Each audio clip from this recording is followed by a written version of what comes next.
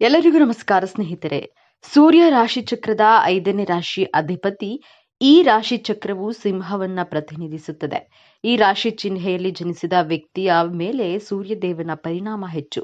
ಜ್ಯೋತಿಷ್ಯದ ಪ್ರಕಾರ ಸೂರ್ಯದೇವ ಸಿಂಹ ರಾಶಿಯ ಅಧಿಪತಿ ಮತ್ತು ನವಗ್ರಹಗಳ ರಾಜನೂ ಹೌದು. ಈ ರಾಶಿಯ ಜನರ ನಡವಳಿಕೆ ಗುಣಲಕ್ಷಣದಲ್ಲಿ ತಮ್ಮದೇ ಆದ ವೈಶಿಷ್ಟ್ಯ ಹೊಂದಿದ್ದಾರೆ.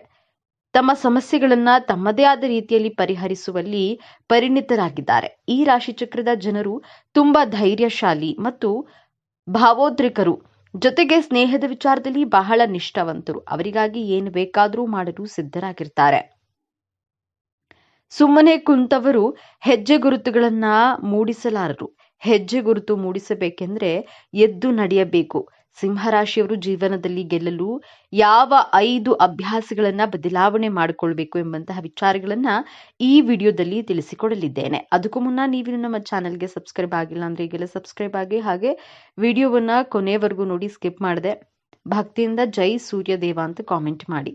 ನೀವು ಈ 5 ಅಭ್ಯಾಸಗಳನ್ನ ಬದಲಾಯಿಸಿಕೊಳ್ಳೋದ್ರಿಂದ ನಿಮ್ಮ married life, love life, professional life ನಲ್ಲಿ ಹೆಚ್ಚು ಸಕ್ಸಸ್ ಅನ್ನ ಪಡೆಯಬಹುದು.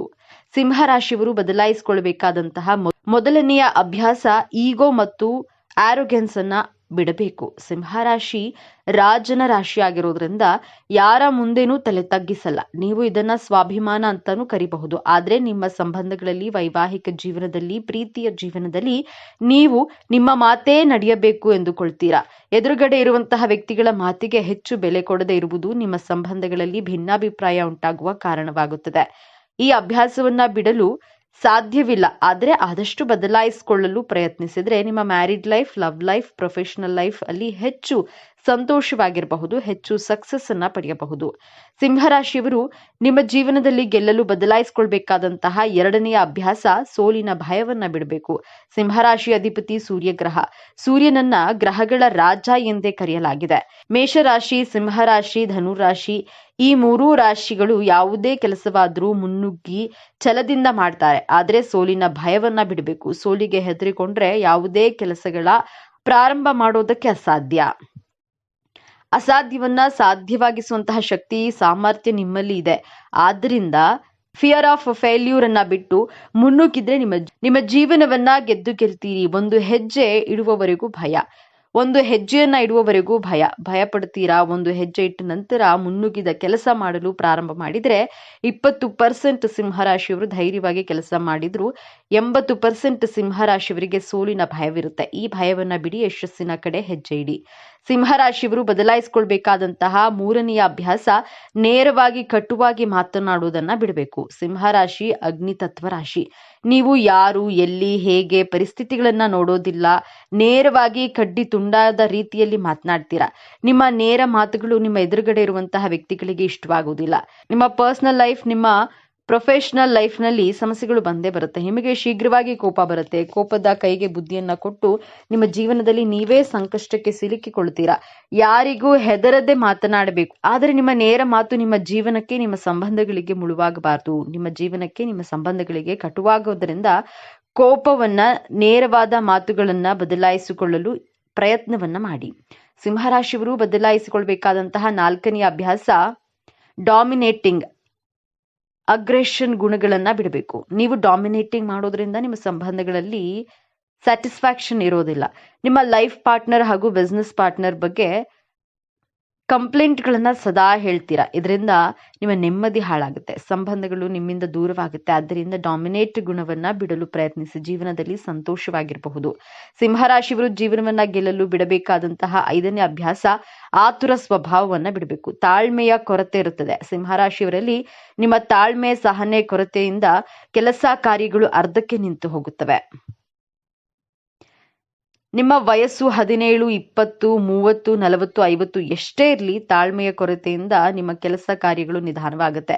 ನಿಮಗೆ ಗೊತ್ತೇ ಆಗೋದಿಲ್ಲ. ಆದ್ದರಿಂದ ನಿಮ್ಮ ಪ್ರೊಫೆಷನಲ್ ಲೈಫ್ ಹಾಗೂ ಮ್ಯಾರಿಡ್ ಲೈಫ್ ಅಲ್ಲಿ ಸಮಸ್ಯೆಗಳು ಬರೋದ್ರಿಂದ ನೀವು ನಿಮ್ಮ ಜೀವನದಲ್ಲಿ ತಾಳ್ಮೆ, ಸಮಾಧಾನವನ್ನ ಅಳವಡಿಸಿಕೊಂಡ್ರೆ ಜೀವನದಲ್ಲಿ ಸಂತೋಷ ಮತ್ತು ಸಂತೃಪ್ತಿಯಾಗಿರ್ತೀರಿ. ಈ ಮೇಲೆ ತಿಳಿಸಿದ 5 ಅಭ್ಯಾಸಗಳನ್ನ ಬದಲಾಯಿಸಿಕೊಂಡ್ರೆ ನೀವು ನಿಮ್ಮ ಜೀವನದಲ್ಲಿ ಯಶಸ್ಸಿನ ಮೆಟ್ಟಿಲನ್ನ ಏರಿ ಸಂತೋಷವಾಗಿರಬಹುದು. ಇನ್ನು ಸಿಂಹರಾಶಿಯಲ್ಲಿಯೇ ಜನಿಸಲು ಕಾರಣವನ್ನ ನೋಡೋದಾದ್ರೆ ಶಾಸ್ತ್ರಗಳ ಪ್ರಕಾರ ಜನ್ಮ ಎಂದರೇನು?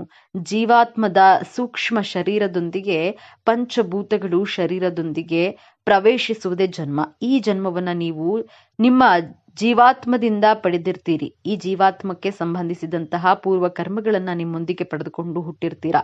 ಜೊತೆಯಲ್ಲಿಯೇ ಈ ಜನ್ಮದ ಕರ್ಮ ಫಲಗಳನ್ನ ನಿಮ್ಮ ಜೊತೆಯಲ್ಲಿ ತೆಗೆದುಕೊಂಡು ಹೋಗಿರ್ತೀರಾ. ಸಿಂಹರಾಶಿಯನ್ನ ರಾಜನ ರಾಶಿ ಎಂದು ಹೇಗೆ ಕರೆಯುತ್ತಾರೆ? ಇದಕ್ಕೆ ಕಾರಣವಿದೆ. ನಿಮ್ಮ ಪೂರ್ವ ಜನ್ಮದಲ್ಲಿ ನೀವು ಮಾಡಿದ ಪುಣ್ಯದ ಕೆಲಸಗಳನ್ನ, ದಾನ ಸೇವೆ, ಎಲ್ಲರಿಗೂ ಸಹಾಯ ಮಾಡಿದ ಕಾರಣದಿಂದ ಈ ಜನ್ಮದಲ್ಲಿ ಸಿಂಹರಾಶಿಯಲ್ಲಿ ನಿಮ್ಮ ಜನನವಾಗಿರುತ್ತೆ. ಈ ಜನ್ಮದಲ್ಲಿಯೂ ಸಹಾಯವನ್ನ ಕೇಳಿದವರಿಗೆ ನಿಸ್ವಾರ್ಥವಾಗಿ ಸಹಾಯ ಮಾಡುವ ರಾಜನ ಗುಣವಿದೆ. ರಾಜನ ಕೆಲಸವೇನು? ತನ್ನ ಪ್ರಜೆಗಳಿಗೆ ಅವಶ್ಯಕತೆ ಇರುವವರಿಗೆ ಮೂಲಭೂತ ಸೌಕರ್ಯಗಳನ್ನ, ಕಷ್ಟದಲ್ಲಿರುವವರಿಗೆ ಸೇವೆ ಒದಗಿಸುವುದು ರಾಜನ ಕೆಲಸವಾಗಿದೆ. ಈ ಗುಣಗಳನ್ನ ಸಿಂಹರಾಶಿಯವರು ಜನ್ಮದತ್ತವಾಗಿಯೇ ಪಡೆದುಕೊಂಡು ಹುಟ್ಟಿರ್ತೀರಾ. ನಿಮ್ಮ ಪಂಚಮ ಸ್ಥಾನದಿಂದ ವಿಶ್ಲೇಷಣೆ ಮಾಡೋದಾದ್ರೆ ನಿಮ್ಮ ಪಂಚಮ ಸ್ಥಾನದಲ್ಲಿ ಧನುರಾಶಿ ಕಂಡು ಬರುತ್ತದೆ. ಧನುರಾಶಿಯ ಲಕ್ಷಣಗಳೇನು? ಏಕಾಗ್ರತೆ, ಕರ್ತವ್ಯ, ನಿಷ್ಠೆ, ಧ್ಯೇಯಗಳ ಕಡೆ, ಗುರಿಯ ಕಡೆ ಗಮನ ಕೊಡುವಂತಹ ಗುಣಗಳು ನಿಮ್ಮಲ್ಲಿಯೂ ಈ ಎಲ್ಲಾ ಗುಣಗಳನ್ನ ಕಾಣಬಹುದು. ನಕ್ಷತ್ರದ ಪ್ರಕಾರ ನೋಡೋದಾದ್ರೆ ಮಕ ನಕ್ಷತ್ರದಲ್ಲಿ ಜನಿಸಿದವರಿಗೆ ಮೊದಲಿಗೆ ಕೇತುವಿನ ಮಹದಶ ಪ್ರಾರಂಭವಾಗುತ್ತೆ. ಮಕ ನಕ್ಷತ್ರದವರಿಗೆ ಪಿತೃಗಳ ಆಶೀರ್ವಾದವಿರುತ್ತೆ. ನಿಮ್ಮ ಪ್ರತಿ ಕೆಲಸಕ್ಕೂ ನಿಮ್ಮ ಪಿತೃಗಳು ಸಹಾಯ ಮಾಡ್ತಾರೆ. ಕೇತು ಮಹಾದಶ 7 ವರ್ಷಗಳ ಕಾಲ ಕಂಡು ಬರುತ್ತೆ. ನೀವು ಬಾಲ್ಯವನ್ನ ಕೇತುವಿನ ದಶೆಯಲ್ಲಿಯೇ ಕಳೆಯುತ್ತೀರಿ. ನಂತರ ಶುಕ್ರ ಗ್ರಹದ ಮಹಾದಶ ಪ್ರಾರಂಭವಾಗುತ್ತೆ. ಸಿಂಹರಾಶಿಯವರಿಗೆ ಪರಾಕ್ರಮ ಭಾವ ಹಾಗೂ ದಶಮಾಧಿಪತಿಯಾದಂತಹ ಗ್ರಹ ಅಂದ್ರೆ ಶುಕ್ರ ಗ್ರಹ. ನಿಮ್ಮ ಕರ್ಮಸ್ಥಾನದ ಅಧಿಪತಿಯಾಗಿರೋದ್ರಿಂದ ನೀವು ನಿಷ್ಠ ಕರ್ಮಗಳನ್ನ ಶುಕ್ರ ದಶೆಯಲ್ಲಿ ಮಾಡಿ ನಿಮ್ಮ ಜೀವನದಲ್ಲಿ ಯಶಸ್ಸನ್ನ ಪಡೆಯುತ್ತೀರಿ. ನಿಮಗೆ 25-26ನೇ ವಯಸ್ಸಿನಲ್ಲಿ ಸೂರ್ಯ ಗ್ರಹದ ದಶ ಆರಂಭವಾಗುತ್ತದೆ. ಸೂರ್ಯ ಮಹಾದಶ ಕಾಲದಲ್ಲಿ ನೀವು ನೇಮ್ ಮತ್ತು ಫೇಮ್ ಅನ್ನ ಮಾಡುತ್ತೀರಿ. ನಿಮ್ಮ ಕಾರ್ಯಕ್ಷೇತ್ರದಲ್ಲಿ, ಈ ಸಮಾಜದಲ್ಲಿ ಗೌರವ, ಪ್ರತಿಷ್ಠೆ, ಕೀರ್ತಿಯನ್ನ ಸಂಪಾದನೆ ಮಾಡ್ತೀರಾ. ನಂತರ ಚಂದ್ರದಶ, ಕುಜದಶ ಪ್ರಾರಂಭವಾಗುತ್ತೆ. ನೀವು ಈ ರಾಶಿಯಲ್ಲಿ ಜನಿಸಿ ಬೇರೆಯವರಿಗಾಗಿ ಸಹಾಯವನ್ನ ಮಾಡ್ತೀರಾ. ಸಹಾಯ ಮಾಡೋದನ್ನ ಯಾರಿಗೂ ಹೇಳಿ ತೋರಿಸೋದಿಲ್ಲ. ಜೀವನದ ಪ್ರಶ್ನೆಗಳಿಗೆ, ಸಮಸ್ಯೆಗಳಿಗೆ ಉತ್ತರ ಕಂಡುಕೊಳ್ಳುವಂತಹ ಗುಣ ಜನ್ಮ ಪಡೆದುಕೊಂಡು ಜನಿಸಿರ್ತೀರಿ. ಸಿಂಹ ರಾಶಿಯವರ ವ್ಯಯಸ್ಥಾನದಲ್ಲಿ ಕಟಕ ರಾಶಿ ಕಂಡು ಬರುವುದರಿಂದ ಕಟಕ ರಾಶಿಯ ಅಧಿಪತಿ ಚಂದ್ರಗ್ರಹ. ಚಂದ್ರಗ್ರಹ ಆಧ್ಯಾತ್ಮಿಕ ಉನ್ನತಿಯನ್ನ ಬಿಂಬಿಸ್ತಾನೆ. ಆಧ್ಯಾತ್ಮಿಕ ದೃಷ್ಟಿಯಿಂದ ಶುಭ ಸ್ಥಾನದಲ್ಲಿರ್ತಾನೆ. ಪೂರ್ವ ಫಾಲ್ಗುಣಿ ನಕ್ಷತ್ರದಲ್ಲಿ ಜನಿಸಿದವರಿಗೆ ಹುಟ್ಟಿನಿಂದಲೇ ಶುಕ್ರದಶ ಪ್ರಾರಂಭವಾಗುತ್ತೆ. ಪೂರ್ವ ಫಾಲ್ಗುಣಿ ನಕ್ಷತ್ರದಲ್ಲಿ ಜನಿಸಿದವರು ಚಿನ್ನದ ಚಮಚವನ್ನ ಬಾಯಿನಲ್ಲಿ ಇಟ್ಟುಕೊಂಡು ಜನಿಸಿರ್ತಾರೆ ಎಂದು ಹೇಳಲಾಗಿದೆ. ನಿಮ್ಮ ಕುಟುಂಬದವರು ನಿಮಗೆ ಅವಶ್ಯಕತೆಗಿಂತ ಹೆಚ್ಚಿನ ಪ್ರೀತಿ ಹಾಗೂ ಕಾಳಜಿಯನ್ನ ತೋರುತ್ತಾರೆ. ನಿಮ್ಮ ಹಣಕಾಸಿನ ವಿಚಾರದಲ್ಲಿ ಹೆಚ್ಚು ತೊಂದರೆಗಳಿರೋದಿಲ್ಲ. ನಿಮ್ಮ ಸೌಭಾಗ್ಯ, ಅದೃಷ್ಟ ಚೆನ್ನಾಗಿರುತ್ತೆ. ಶುಕ್ರ ಗ್ರಹದ ಆಕರ್ಷಕ ಗುಣಗಳು ನಿಮ್ಮಲ್ಲಿ ಕಂಡು ಬರುತ್ತೆ. ಪೂರ್ವ ಫಾಲ್ಗುಣಿ ನಕ್ಷತ್ರದವರು ಬಾಲ್ಯದಿಂದಲೇ ಲಕ್ಸುರಿಯಸ್ ಥಿಂಗ್ಸ್ಗಳಿಗೆ ಖರ್ಚು ಮಾಡುವ, ಜೀವನದ ಆನಂದವನ್ನು ಅನುಭವಿಸುವ ಮೋಜಿನ ಗುಣದವರು. Branded mobile, branded car, luxury ಥಿಂಗ್ಸ್ಗಳು ಇವುಗಳನ್ನೇ ಬಳಸುವುದು. ನೀವು ಕ್ವಾಲಿಟಿಯಲ್ಲಿ ಯಾವುದೇ ರೀತಿಯ ಕಾಂಪ್ರಮೈಸ್ ಆಗೋದಿಲ್ಲ. ಉತ್ತರ ಫಾಲ್ಗುಣಿ ನಕ್ಷತ್ರದಲ್ಲಿ ಜನಿಸಿದವರ ಬಾಲ್ಯ ಬಹಳ ವಿಭಿನ್ನವಾಗಿರುತ್ತೆ. ಚಿಕ್ಕವರಾಗಿದ್ದಾಗಲೇ ಇವರ ಮುಖದಲ್ಲಿ ಸೂರ್ಯನ ವರ್ಚಸ್ಸು, ತೇಜಸ್ಸು ಕಂಡು ಬರುತ್ತೆ. ಇವರು ದೊಡ್ಡವರಾದ ಮೇಲೆ ಒಳ್ಳೆಯ ಹೆಸರು, ಕೀರ್ತಿ ಮಾಡುವರು ಹಾಗೂ ಅಲೌಕಿಕ ಕಾರ್ಯಗಳನ್ನ ಮಾಡುವವರು ಎಂದು ಹೇಳಬಹುದು. ಆದರೆ ಉತ್ತರ ಫಾಲ್ಗುಣಿ ನಕ್ಷತ್ರದವರು ಯೌವನಾವಸ್ಥೆಯಲ್ಲಿ ಹಲವು ಚಾಲೆಂಜ್ಗಳನ್ನ, ಹೋರಾಟಗಳನ್ನ ಎದುರಿಸಿ ಮತ್ತೆ ಗೆಲುವಿನ ಕಡೆ ಪಯಣವನ್ನ ಪ್ರಾರಂಭಿಸ್ತಾರೆ. ಈ ರೀತಿ ಸಿಂಹರಾಶಿಯಲ್ಲಿ ಜನಿಸಿದವರು ಪ್ರತಿಫಲಾಪೇಕ್ಷೆ ಬಯಸದೆ ಸೇವೆ ಕಾರ್ಯವನ್ನ ಮಾಡಲು ಈ ರಾಶಿಯಲ್ಲಿ ನಿಮ್ಮ ಜನನವಾಗಿರುತ್ತೆ. ಈ ಸಿಂಹ ರಾಶಿಯವರ ಜೀವನ ಹೇಗಿರುತ್ತೆ? ಈ ರಾಶಿಯವರಿಗೆ ಎಷ್ಟೆಲ್ಲ ಲಾಭ ಇರುತ್ತೆ? ಇವರ ಜೀವನದಲ್ಲಿ ಯಾವೆಲ್ಲ ಘಟನೆಗಳು ಆವರಿಸಿರುತ್ತದೆ? ಸಿಂಹ ರಾಶಿಯವರ ಮುಂದಿನ ಜೀವನ ಹೇಗೆಲ್ಲ ನಡೆಸ್ತಾರೆ? ಈ ರಾಶಿಯವರ ಹಣಕಾಸಿನ ವಿಚಾರದಲ್ಲಿ ಅನುಕೂಲತೆಯನ್ನ ಹೇಗೆಲ್ಲ ನಿಭಾಯಿಸ್ತಾರೆ? ಅಧಿಕಾರ, ಗೌರವ, ಕೀರ್ತಿ ನಿಮ್ಮ ಕಾಲ ಕೆಳಗಿದೆ. ಇದು ಕೇವಲ ಕಲ್ಪನೆಯಲ್ಲ, ಇದು ಸಿಂಹ ರಾಶಿಯಲ್ಲಿ ಜನಿಸಿದವರ ಹುಟ್ಟುಗುಣ. ಆದ್ರೆ ಜಗತ್ತನ್ನೇ ಆಳುವ ಈ ರಾಜನ ಹೃದಯದೊಳಗೆ ಅಡಗಿರುವ ಭಾವನೆಗಳೇನು? ಸೂರ್ಯನಂತೆ ಪ್ರಜ್ವಲಿಸುವ ಇವರ ವ್ಯಕ್ತಿತ್ವದ ಹಿಂದೆ ಇನ್ಯಾರಿಗೂ ಕಾಣದ ಕರಾಳ ಸತ್ಯ ಇದೆ. ಬನ್ನಿ. ಸಿಂಹ ರಾಶಿಯ ಬಂಧುಗಳೇ, ನೀವು ಈಗ ನೋಡುತ್ತಿರುವ ಈ ವಿಡಿಯೋ ಆಕಸ್ಮಿಕವಾಗಿ ನಿಮ್ಮ ಮುಂದೆ ಬಂದಿಲ್ಲ. ನಿಮ್ಮ ಜೀವನದ ಅತ್ಯಂತ ನಿರ್ಣಾಯಕ ಘಟ್ಟದಲ್ಲಿ ನಿಂತಿರುವ ನಿಮಗೆ ನಿಮ್ಮ ಇಷ್ಟ ದೇವರು ಅಥವಾ ನಿಮ್ಮ ಕುಲದೇವರು ಒಂದು ಪ್ರಮುಖ ಸಂದೇಶವನ್ನ ನೀಡಲು ಬಯಸಿದ್ದಾರೆ. ಇಷ್ಟು ದಿನ ನೀವು ಅನುಭವಿಸಿದ ನೋವು, ಅವಮಾನ, ಕಷ್ಟಗಳಿಗೆ ಪ್ರತಿಫಲ ಸಿಗುವ ಸಮಯ ಬಂದಿದೆ.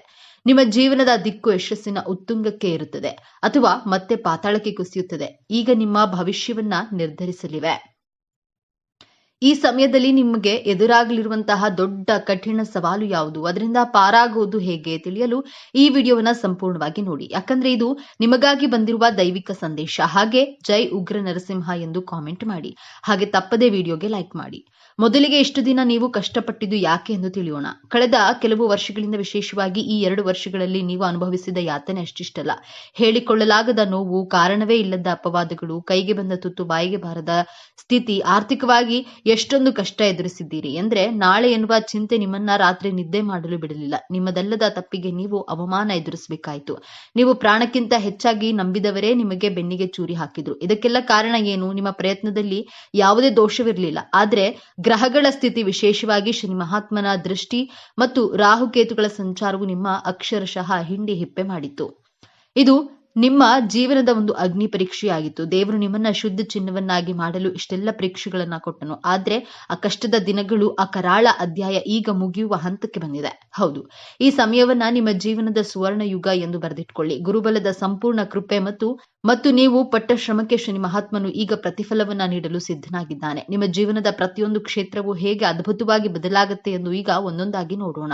ಮೊದಲನೆಯದಾಗಿ ನಿಮ್ಮ ವೃತ್ತಿ ಜೀವನ. ಎಷ್ಟೋ ದಿನಗಳಿಂದ ಒಂದೇ ಜಾಗದಲ್ಲಿ ಕೂತು ಎಷ್ಟೇ ಪ್ರಾಮಾಣಿಕವಾಗಿ ದುಡಿದ್ರೂ ನಿಮಗೆ ಪ್ರಶಂಸೆ ಸಿಗ್ಲಿಲ್ಲ, ಪ್ರಮೋಷನ್ ಕೂಡ ಸಿಗ್ಲಿಲ್ಲ. ನಿಮ್ಮ ಮೇಲಾಧಿಕಾರಿಗಳು ನಿಮ್ಮನ್ನ ಗುರುತಿಸುತ್ತಲೇ ಇರಲಿಲ್ಲ. ಆದ್ರೆ ಈ ಉತ್ತಮ ಸಮಯದಲ್ಲಿ ಗ್ರಹಗಳ ಸಂಚಾರವು ನಿಮ್ಮ ವೃತ್ತಿ ಸ್ಥಾನವನ್ನ ಅತ್ಯಂತ ಬಲಪಡಿಸುತ್ತಿದೆ. ಯಾರು ನಿಮ್ಮನ್ನ ತುಳಿಯಲು ಪ್ರಯತ್ನಿಸ್ತಿದ್ರೋ ಅವರೇ ನಿಮ್ಮ ಸಹಾಯವನ್ನ ಕೇಳಿ ಬರುವ ಸಮಯವಿದು.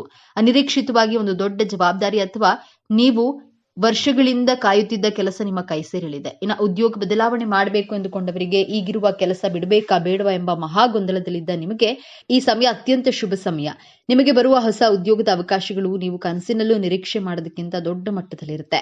ಸಂಬಳ, ಹುದ್ದೆ ಎರಡರಲ್ಲೂ ದೊಡ್ಡ ಏರಿಕೆಯನ್ನ ಕಾಣ್ತೀರಿ. ವಿದೇಶಕ್ಕೆ ಹೋಗುವ ಪ್ರಯತ್ನದಲ್ಲಿದ್ರೆ ವೀಸಾ ನಿರೀಕ್ಷೆಯಲ್ಲಿದ್ದವರಿಗೆ ಶುಭ ಸುದ್ದಿ ನಿಮ್ಮ ಕಿವಿಗೆ ಬೀಳಲಿದೆ. ಸರ್ಕಾರಿ ಉದ್ಯೋಗಕ್ಕಾಗಿ ಪರೀಕ್ಷೆ ಬರೆದು ಕಾಯ್ತಿರುವವರಿಗೆ ನಿಮ್ಮ ಹೆಸರು ಪಟ್ಟಿಯಲ್ಲಿ ಬರುವ ಸಾಧ್ಯತೆ ಸ್ಪಷ್ಟವಾಗಿ ಕಾಣ್ತಿದೆ. ಧೈರ್ಯವಾಗಿ ಮುನ್ನುಗ್ಗಿ ಯಶಸ್ಸು ನಿಮ್ಮದೇ. ಎರಡನೆಯದಾಗಿ ಶತ್ರುಗಳ ಕಾಟ ಮತ್ತು ಕೋರ್ಟ್ ಕಚೇರಿ ವಿಚಾರಗಳು. ನಿಮ್ಮ ಬೆನ್ನ ಹಿಂದೆ ಮಾತನಾಡುವವರು, ನಿಮ್ಮ ಏಳಿಗೆಗಳನ್ನ ಸಹಿಸದ ಗುಪ್ತ ಶತ್ರುಗಳು, ನಿಮ್ಮ ವಿರುದ್ಧವೇ ಪಿತೂರಿ ಮಾಡುವವರಿಂದ ನೀವು ಬಹಳಷ್ಟು ನೊಂದಿದ್ದೀರಿ. ಆದ್ರೆ ಈ ಸಮಯದಲ್ಲಿ ನಿಮ್ಮ ರಾಶಿಯಾಧಿಪತಿಯಾದ ಮಂಗಳನ ಕೃಪೆಯಿಂದ ಆ ಶತ್ರುಗಳು ತಾವಾಗಿಯೇ ನಾಶವಾಗ್ತಾರೆ. ಅವರ ನಿಜ ಬಣ್ಣ ಎಲ್ಲರ ಮುಂದೆ ಬಯಲಾಗುತ್ತೆ. ನಿಮಗೆ ಕೆಟ್ಟದ್ದು ಬಯಸಿದವರು ಅವರೇ ದೊಡ್ಡ ಕಷ್ಟಕ್ಕೆ ಸಿಲುಕೋದನ್ನ ನೀವು ನಿಮ್ಮ ಕಣ್ಣಾರೆ ಕಾಣ್ತೀರಿ. ನಿಮ್ಮ ಮೇಲಿದ್ದ ದೃಷ್ಟಿದೋಷ, ನಕಾರಾತ್ಮಕ ಶಕ್ತಿಗಳು ಸಂಪೂರ್ಣವಾಗಿ ದೂರವಾಗಲಿವೆ. ಇನ್ನು ಆಸ್ತಿ ವಿವಾದ, ಸುಳ್ಳು ಕೇಸುಗಳು ಅಥವಾ ವಿಚ್ಛೇದನದಂತಹ ಕೋರ್ಟ್ ಕಚೇರಿ ವಿಚಾರಗಳಲ್ಲಿ ಸಿಲುಕಿ ವರ್ಷಗಳಿಂದ ಅಲೆದು ನಿಮ್ಮ ಸಮಯ, ಹಣ ಮತ್ತು ಮಾನಸಿಕ ನೆಮ್ಮದಿ ಎಲ್ಲವೂ ಹಾಳಾಗಿತ್ತು. ಆದ್ರೆ ಇದೀಗ ದೈವಿಕ ನ್ಯಾಯ ನಿಮ್ಮ ಪರವಾಗಿ ನಿಲ್ಲಲಿದೆ. ಕೇಸಿನಲ್ಲಿ ನಿಮಗೆ ಜಯ ಸಿಗೋದು ನಿಶ್ಚಿತ. ನಿಮ್ಮ ಮೇಲಿದ್ದ ಅಪವಾದಗಳು ಸುಳ್ಳು ಎಂದು ಸಾಬೀತಾಗುತ್ತೆ. ನಿಮ್ಮ ಆಸ್ತಿ, ನಿಮ್ಮ ಗೌರವ ನಿಮಗೆ ಮರಳಿ ಸಿಗಲಿದೆ. ಮೂರನೆಯದಾಗಿ ಗಂಡ ಹೆಂಡತಿಯ ಸಂಬಂಧ, ಸಣ್ಣ ಸಣ್ಣ ವಿಷಯಕ್ಕೂ ಜಗಳ, ಅನಗತ್ಯ ಮನಸ್ತಾಪ, ಇಬ್ಬರ ನಡುವೆ ಮೂರನೇ ವ್ಯಕ್ತಿಯ ಪ್ರವೇಶದಿಂದ ಸಂಬಂಧವು ಹಳಸಿ ಹೋಗಿತ್ತು. ವಿಚ್ಛೇದನದ ಅಂಚಿಗೆ ತಲುಪಿದ್ದೀರಿ.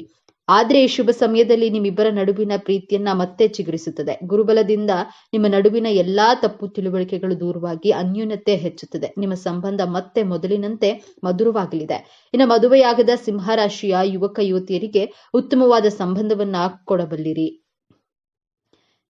ನಿಮ್ಮ ಮದುವೆ ನಿಶ್ಚಯವಾಗುವ ಎಲ್ಲಾ ಸಂಭವವಿದೆ. ಹಾಗೆ ಸಂತಾನ ಭಾಗ್ಯಕ್ಕಾಗಿ ಎಷ್ಟು ವರ್ಷಗಳಿಂದ ಕಾಯ್ತಿದ್ದ ದಂಪತಿಗಳಿಗೆ ವೈದ್ಯರ ಬಳಿ ಅಲೆದು ಸಾಕಾಗಿ ಪೂಜೆ ವ್ರತಗಳನ್ನ ಮಾಡಿ ಕಣ್ಣೀರು ಹಾಕಿದ್ದೀರಿ. ನಿಮ್ಮ ಈ ನೋವಿನ ಕಣ್ಣೀರಿಗೆ ಈಗ ಬೆಲೆ ಸಿಗಲಿದೆ. ಸಂತಾನ ಕಾರಕನಾದ ಗುರುವು ನಿಮ್ಮ ಪಂಚಮ ಸ್ಥಾನವನ್ನ ಬಲಪಡಿಸುತ್ತಿದ್ದಾನೆ. ನಿಮ್ಮ ಮನೆಯಲ್ಲಿ ತೊಟ್ಟಿಲು ತೂಗುವ ಶುಭ ಸುದ್ದಿ ನಿಮ್ಮ ಕಿವಿಗೆ ಬೀಳಲಿದೆ. ನಿಮ್ಮ ವಂಶ ಬೆಳಗಲು ಒಬ್ಬ ಕುಲದೀಪಕನ ಆಗಮನವಾಗಲಿದೆ.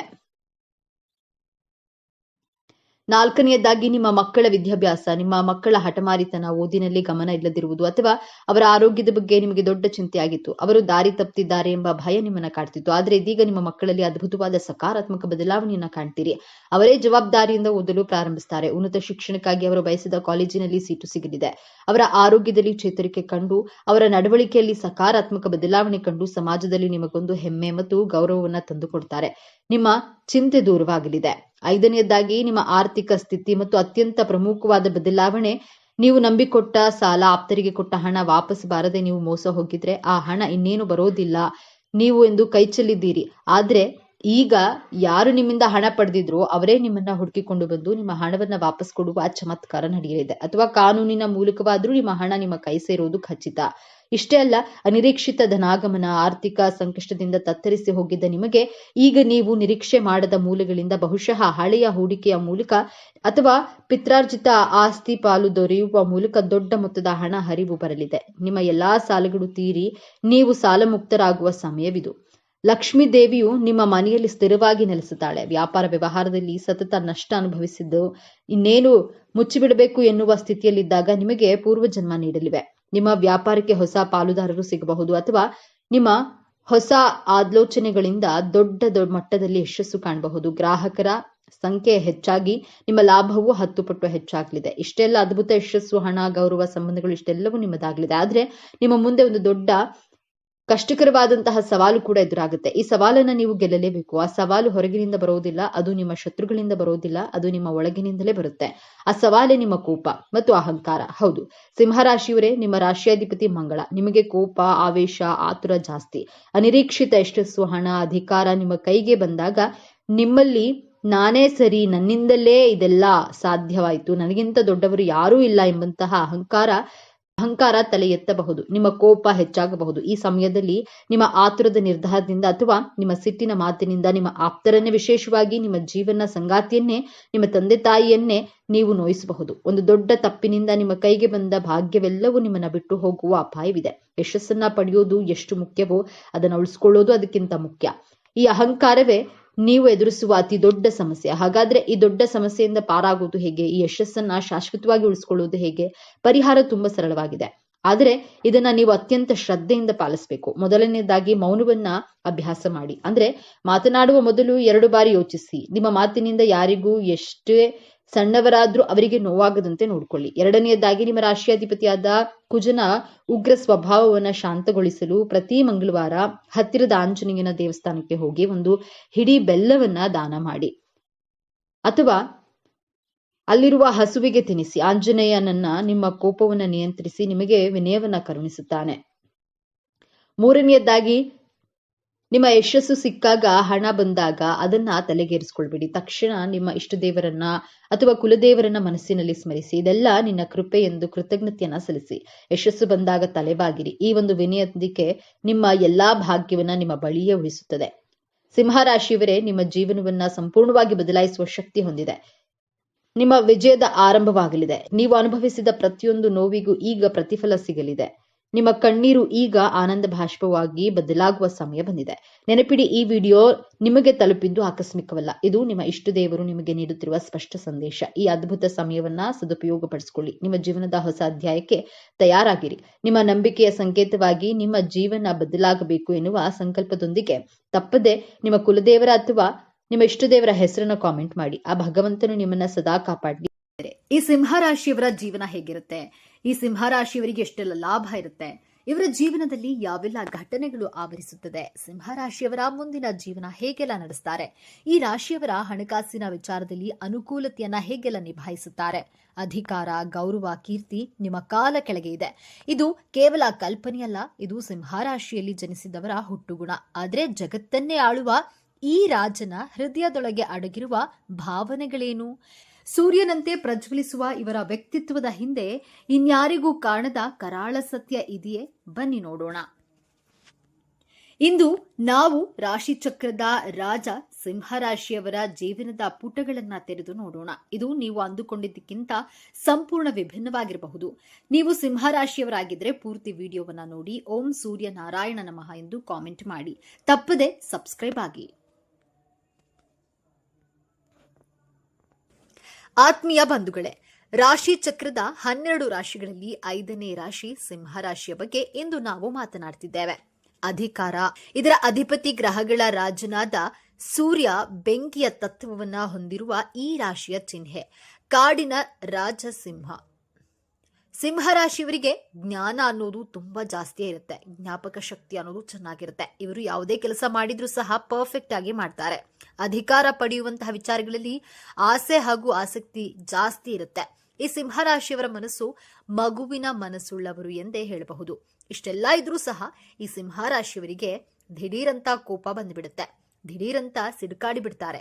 ಸಿಂಹಕ್ಕೆ ಯಾವ ರೀತಿ ಕೋಪ ಇರುತ್ತೋ ಅದೇ ರೀತಿ ಇವರ ಕೋಪ ಕೂಡ ಕಡಿಮೆ ಆಗೋಕೆ ತುಂಬಾ ಸಮಯ ತಗೋತಾರೆ. ಈ ಮೂರೂ ಅಂಶಗಳೇ ಸಿಂಹರಾಶಿಯವರ ವ್ಯಕ್ತಿತ್ವದ ಅಡಿಪಾಯ. ಸೂರ್ಯನಿಲ್ಲದೆ ಜಗತ್ತಿಲ್ಲ. ಹಾಗೆಯೇ ಸೂರ್ಯನಂತೆ ಸಿಂಹರಾಶಿಯವರು ಎಲ್ಲಿಗೆ ಹೋದ್ರೂ ತಮ್ಮ ಪ್ರತಿಭೆಯನ್ನ ಬೀರ್ತಾರೆ. ಅವರ ಮಾತು, ನುಡಿ, ನೋಟ ಎಲ್ಲದರಲ್ಲೂ ಒಂದು ರೀತಿಯ ಅಧಿಕಾರ ಮತ್ತು ಆತ್ಮವಿಶ್ವಾಸ ಎದ್ದು ಕಾಣುತ್ತೆ. ಅವರು ಗುಂಪಿನಲ್ಲಿ ಒಬ್ಬರಾಗಿರಲು ಇಷ್ಟಪಡುವುದಿಲ್ಲ, ಬದಲಾಗಿ ಗುಂಪಿನಲ್ಲಿ ನಾಯಕರಾಗಿರಲು ಬಯಸ್ತಾರೆ. ಅವರು ಹುಟ್ಟಿನಿಂದಲೇ ನಾಯಕರು. ಅವರಿಗೆ ಗಮನದ ಕೇಂದ್ರ ಬಿಂದುವಾಗಿರುವುದು ಅಂದರೆ ಗಾಳಿಯಷ್ಟೇ ಅವಶ್ಯಕ. ಇದು ಅವರ ಅಹಂಕಾರವಲ್ಲ, ಇದು ಅವರ ಮೂಲ ಸ್ವಭಾವ. ಅವರ ವ್ಯಕ್ತಿತ್ವ ಒಂದು ತೆರೆದ ಪುಸ್ತಕದಂತೆ, ನೇರ ಮತ್ತು ಸ್ಪಷ್ಟ ಮನಸ್ಸಿನಲ್ಲಿ ಒಂದನ್ನ ಇಟ್ಟುಕೊಂಡು ಹೊರಗೆ ಇನ್ನೊಂದು ಮಾತನಾಡುವ ಜಯಮಾನ ಇವರದಲ್ಲ. ಇವರ ಸ್ನೇಹ ಮತ್ತು ದ್ವೇಷ ಎರಡೂ ಬಹಿರಂಗ. ಸಿಂಹರಾಶಿಯವರನ್ನ ಇಷ್ಟಪಡಲು ನೂರಾರು ಕಾರಣಗಳಿವೆ. ಅವರಲ್ಲಿರುವ ಕೆಲವು ಅದ್ಭುತ ಗುಣಗಳನ್ನು ನೋಡೋಣ. ಮೊದಲನೆಯದಾಗಿ ಅವರು ಉದಾರತೆ. ಸಿಂಹರಾಶಿಯವರ ಹೃದಯ ತುಂಬಾ ವಿಶಾಲವಾದುದು. ತಮ್ಮ ಪ್ರೀತಿ ಪಾತ್ರರಿಗಾಗಿ ಏನು ಬೇಕಾದರೂ ಮಾಡಲು ಸಿದ್ಧರಿರ್ತಾರೆ. ಹಣ, ಸಮಯ, ಪ್ರೀತಿ ಯಾವುದನ್ನೂ ಕೊಡೋದ್ರಲ್ಲಿ ಅವರು ಹಿಂದೆ ಮುಂದೆ ನೋಡೋದಿಲ್ಲ. ಕೇಳಿದವರಿಗೆ ಸಹಾಯ ಹಸ್ತವನ್ನ ಚಾಚುವುದು ಇವರ ಜನ್ಮ ಜಾತಕದ ಗುಣ. ಎರಡನೆಯದಾಗಿ ಇವರ ನಿಷ್ಠೆ. ಸಿಂಹರಾಶಿಯವರು ತಮ್ಮ ಸ್ನೇಹ, ಪ್ರೀತಿ ಮತ್ತು ಕುಟುಂಬಕ್ಕೆ ಅತ್ಯಂತ ನಿಷ್ಠರಾಗಿರ್ತಾರೆ. ಅವರು ನಿಮ್ಮನ್ನ ಒಮ್ಮೆ ತಮ್ಮವರೆಂದು ಒಪ್ಪಿಕೊಂಡ್ರೆ ಜೀವನ ಪರ್ಯಂತ ನಿಮ್ಮನ್ನ ರಕ್ಷಿಸ್ತಾರೆ, ನಿಮ್ಮ ಪರವಾಗಿ ನಿಲ್ತಾರೆ. ದ್ರೋಹವನ್ನ ಅವರು ಎಂದಿಗೂ ಮಾಡೋದಿಲ್ಲ. ಮೂರನೆಯದಾಗಿ ಅವರಲ್ಲಿರುವ ಸೃಜನಶೀಲತೆ. ನಾಟಕ, ಸಂಗೀತ, ಕಲೆ, ನಟನೆ ಹೀಗೆ ಪ್ರದರ್ಶನ ಕಲೆಗಳಲ್ಲಿ ಅವರಿಗೆ ವಿಶೇಷ ಆಸಕ್ತಿ. ತಮ್ಮನ್ನ ತಾವು ವ್ಯಕ್ತಪಡಿಸಲು ಇನ್ನೊಂದು ಉತ್ತಮ ವೇದಿಕೆ ಎಂದು ಅವರು ಭಾವಿಸ್ತಾರೆ. ಅವರಲ್ಲಿರುವಂತಹ ಸೃಜನಶೀಲ ಶಕ್ತಿ ಅವರನ್ನ ಅತ್ಯುತ್ತಮ ಕಲಾವಿದರನ್ನಾಗಿ ರೂಪಿಸುತ್ತದೆ. ನಾಲ್ಕನೆಯ ಗುಣ, ಅವರಲ್ಲಿರುವ ಧೈರ್ಯ ಮತ್ತು ಆತ್ಮವಿಶ್ವಾಸ. ಯಾವುದೇ ಕಷ್ಟದ ಪರಿಸ್ಥಿತಿಯನ್ನು ಅವರು ಧೈರ್ಯದಿಂದ ಎದುರಿಸ್ತಾರೆ. ಸೋಲನ್ನ ಕಂಡು ಹೆದರೋದಿಲ್ಲ. ಅವರ ಆತ್ಮವಿಶ್ವಾಸವೇ ಅವರಿಗೆ ಅರ್ಧ ಗೆಲುವನ್ನ ತಂದುಕೊಡುತ್ತೆ. ಅವರ ಈ ಗುಣವೇ ಇತರರಿಗೆ ಸ್ಫೂರ್ತಿಯಾಗುತ್ತೆ. ಕೊನೆಯದಾಗಿ ಅವರಲ್ಲಿರುವ ಜೀವನೋತ್ಸಾಹ. ಸಿಂಹರಾಶಿಯವರು ಜೀವನವನ್ನ ಪ್ರೀತಿಸ್ತಾರೆ. ಪ್ರತಿಯೊಂದು ಕ್ಷಣವನ್ನ ಸಂಭ್ರಮದಿಂದ ಕಳೆಯಲು ಇಷ್ಟಪಡ್ತಾರೆ. ಅವರ ಸುತ್ತಮುತ್ತ ಯಾವಾಗಲೂ ಒಂದು ರೀತಿ ಸಂಭ್ರಮದ ವಾತಾವರಣವಿರುತ್ತೆ. ಅವರ ಹಾಸ್ಯ ಪ್ರಜ್ಞೆ ಮತ್ತು ಉತ್ಸಾಹ ಬೇರೆಯವರಿಗೂ ಹರಡುತ್ತದೆ. ಇಲ್ಲಿಯವರೆಗೂ ನಾವು ನಾಣ್ಯದ ಒಂದು ಮುಖವನ್ನ ನೋಡಿದ್ದೇವೆ. ಈಗ ಮತ್ತೊಂದು ಮುಖವನ್ನ ನೋಡುವ ಸಮಯ. ಪ್ರತಿಯೊಬ್ಬ ರಾಜನ ಕಿರೀಟದ ಭಾರ ಅವನಿಗೆ ಮಾತ್ರ ಗೊತ್ತು. ಹಾಗೆಯೇ ಸಿಂಹರಾಶಿಯವರ ಪ್ರಜ್ವಲಿಸುವ ವ್ಯಕ್ತಿತ್ವದ ಹಿಂದೆ ಕೆಲವು ಕರಾಳ ನೆರಳುಗಳಿವೆ. ಮೊದಲನೇದಾಗಿ ಸಿಂಹರಾಶಿಯವರ ಅಹಂಕಾರ ಮತ್ತು ದರ್ಪ. ನಾನು ಮತ್ತು ನನ್ನದು ಎಂಬ ಭಾವನೆ ಅವರಲ್ಲಿ ಹೆಚ್ಚಾಗಿರುತ್ತೆ. ತಮ್ಮನ್ನ ತಾವು ಎಲ್ಲರಿಗಿಂತ ಶ್ರೇಷ್ಠರೆಂದು ಭಾವಿಸ್ತಾರೆ. ಟೀಕೆಗಳನ್ನು ಸ್ವೀಕರಿಸುವುದು ಅವರಿಗೆ ಕಷ್ಟ. ಯಾರಾದರೂ ತಮ್ಮನ್ನ ಪ್ರಶ್ನಿಸಿದ್ರೆ ಅಥವಾ ಅವಮಾನಿಸಿದ್ರೆ ಸಿಂಹದಂತೆ ಗರ್ಜಿಸ್ತಾರೆ. ಆದರೆ ಅದರ ಹಿಂದಿನ ರಹಸ್ಯವೇನು ಗೊತ್ತೇ? ಇದು ಅಹಂಕಾರಕ್ಕಿಂತ ಹೆಚ್ಚಾಗಿ ತಮ್ಮ ಗೌರವಕ್ಕೆ ಧಕ್ಕೆಯಾಗಬಹುದೆಂಬ ಭಯ. ಎರಡನೆಯದಾಗಿ ಆಸೆಯೋ ದುರಾಸೆಯೋ ಎಲ್ಲರ ಗಮನ ಸೆಳೆಯುವ ಹಂಬಲ್. ಯಾವಾಗಲೂ ಎಲ್ಲರ ಗಮನ ತಮ್ಮ ಮೇಲೆ ಇರಬೇಕೆಂದು ಅವರು ಬಯಸ್ತಾರೆ. ಯಾರಾದರೂ ತಮ್ಮನ್ನ ಕಡೆಗಣಿಸಿದ್ರೆ ಅದನ್ನ ಅವರಿಗೆ ಸಹಿಸಲು ಸಾಧ್ಯವಾಗುವುದಿಲ್ಲ. ಈ ಗುಣದಿಂದಾಗಿ ಕೆಲವೊಮ್ಮೆ ಅವರು ನಾಟಕೀಯವಾಗಿ ವರ್ತಿಸಬಹುದು. ಇದರ ಹಿಂದಿನ ಕಾರಣ ತಾವು ಪ್ರೀತಿಸಲ್ಪಡುತ್ತಿಲ್ಲವೇನೋ, ತಮ್ಮ ಅಸ್ತಿತ್ವಕ್ಕೆ ಬೆಲೆ ಇಲ್ಲವೇನೋ ಎಂಬ ಆಳವಾದ ಅಭದ್ರತೆ. ಮೂರನೆಯದಾಗಿ ಅವರ ಮೊಂಡುತನ. ಒಮ್ಮೆ ಒಂದು ನಿರ್ಧಾರವನ್ನು ತೆಗೆದುಕೊಂಡ್ರೆ ಅದರಿಂದ ಹಿಂದೆ ಸರಿಯೋದು ಬಹಳ ಕಷ್ಟ. ತಮ್ಮ ನಿರ್ಧಾರವೇ ಸರಿ ಎಂದು ವಾದಿಸ್ತಾರೆ. ತಮ್ಮ ಎಲ್ಲರೂ ಬರಬೇಕೆಂದು ಬಯಸ್ತಾರೆ. ಇದರ ಮೂಲ ತಮ್ಮ ನಾಯಕತ್ವದ ಮೇಲೆ ಅವರಿಗಿರುವ ಅಚಲ ನಂಬಿಕೆ ಮತ್ತು ಸೋಲನ್ನು ಒಪ್ಪಿಕೊಳ್ಳಲು ಇರುವ ಹಿಂಜರಿಕೆ. ನಾಲ್ಕನೆಯದಾಗಿ ಸೋಮಾರಿತನ. ಹೌದು, ನೀವು ಕೇಳಿದ್ದು ಸರಿ. ಕಾಡಿನ ರಾಜ ಸಿಂಹ ದಿನದ ಬಹುಪಾಲು ಸಮಯವನ್ನ ವಿಶ್ರಾಂತಿಯಲ್ಲೇ ಕಳೆಯುತ್ತೆ. ಹಾಗೆಯೇ ಸಿಂಹರಾಶಿಯವರು ತಮಗೆ ಇಷ್ಟವಿಲ್ಲದ ಕೆಲಸವನ್ನ ಮಾಡಲು ಹಿಂದೇಟನ್ನ ಹಾಕ್ತಾರೆ. ಆರಾಮಾಗಿ ಸುಖವಾಗಿರಲು ಇಷ್ಟಪಡ್ತಾರೆ. ಆದರೆ ಒಮ್ಮೆ ಗುರಿ ನಿಶ್ಚಯಿಸಿದ್ರೆ ಅವರನ್ನ ತಡೆಯಲು ಯಾರಿಂದಲೂ ಸಾಧ್ಯವಿಲ್ಲ. ಪ್ರೀತಿಯ ವಿಚಾರದಲ್ಲಿ ಸಿಂಹರಾಶಿಯವರು ಹೇಗಿರ್ತಾರೆ ಎಂದು ನೋಡೋದಾದ್ರೆ, ಒಂದು ಮಾತಿನಲ್ಲಿ ಹೇಳಬೇಕಂದ್ರೆ ಅತ್ಯಂತ ಭಾವುಕ ಪ್ರೇಮಿಗಳು ಮತ್ತು ಪ್ರೀತಿಸಿದ್ರೆ ತಮ್ಮ ಸಂಗಾತಿಗೆ ಇಡೀ ಜಗತ್ತನ್ನೇ ಅಂಗೈಯಲ್ಲಿ ತಂದಿಡ್ತಾರೆ. ಉಡುಗೊರೆಗಳು, ಹೊಗಳಿಕೆಗಳು, ಪ್ರೀತಿಯ ಪ್ರದರ್ಶನಕ್ಕೆ ಅವರಲ್ಲಿ ಯಾವುದೇ ಕೊರತೆ ಇರೋದಿಲ್ಲ. ಅವರು ತಮ್ಮ ಸಂಗಾತಿಯನ್ನ ರಾಣಿ ಅಥವಾ ರಾಜನಂತೆ ನೋಡಿಕೊಳ್ತಾರೆ. ಆದರೆ ಪ್ರತಿಯಾಗಿ ಅವರಿಗೂ ಅಷ್ಟೇ ಪ್ರಮಾಣದ ಪ್ರೀತಿ, ಗೌರವ ಮತ್ತು ಮುಖ್ಯವಾಗಿ ಆರಾಧನೆ ಬೇಕು. ಅವರ ಪ್ರೀತಿ ಷರತ್ತುಬದ್ಧವಲ್ಲ, ಆದರೆ ಅವರ ನಿರೀಕ್ಷೆಗಳು ಹೆಚ್ಚಿರುತ್ತವೆ.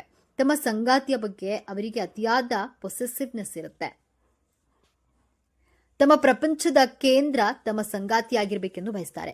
ಸಂಗಾತಿಯ ಜೀವನದಲ್ಲಿ ತಮಗೆ ಮೊದಲ ಆದ್ಯತೆ ಸಿಗಬೇಕೆಂದು ನಿರೀಕ್ಷಿಸ್ತಾರೆ. ಸಿಂಹ ರಾಶಿಯವರ ನಿಷ್ಠಾವಂತ ಹೃದಯವನ್ನ ಗೆದ್ರೆ ನಿಮಗಿಂತ ಅದೃಷ್ಟವಂತರು ಯಾರೂ ಇರಲಾರರು. ಆದರೆ ಅವರ ಸ್ವಾಭಿಮಾನಕ್ಕೆ ಧಕ್ಕೆ ಆದರೆ ಆ ಸಂಬಂಧವನ್ನು ಉಳಿಸಿಕೊಳ್ಳುವುದು ಕಷ್ಟ. ಅವರಿಗೆ ಹೊಂದಾಣಿಕೆಯಾಗುವ ರಾಶಿಗಳೆಂದ್ರೆ ಅವರ ಬೆಂಕಿಯ ತತ್ವಕ್ಕೆ ಸಾಥು ನೀಡುವ ಮೇಷ ಮತ್ತು ಧನುರಾಶಿ ಹಾಗೂ ಗಾಳಿಯ ತತ್ವದ ಮಿಥುನ, ತುಲಾ ಮತ್ತು ಕುಂಭರಾಶಿಯವರು.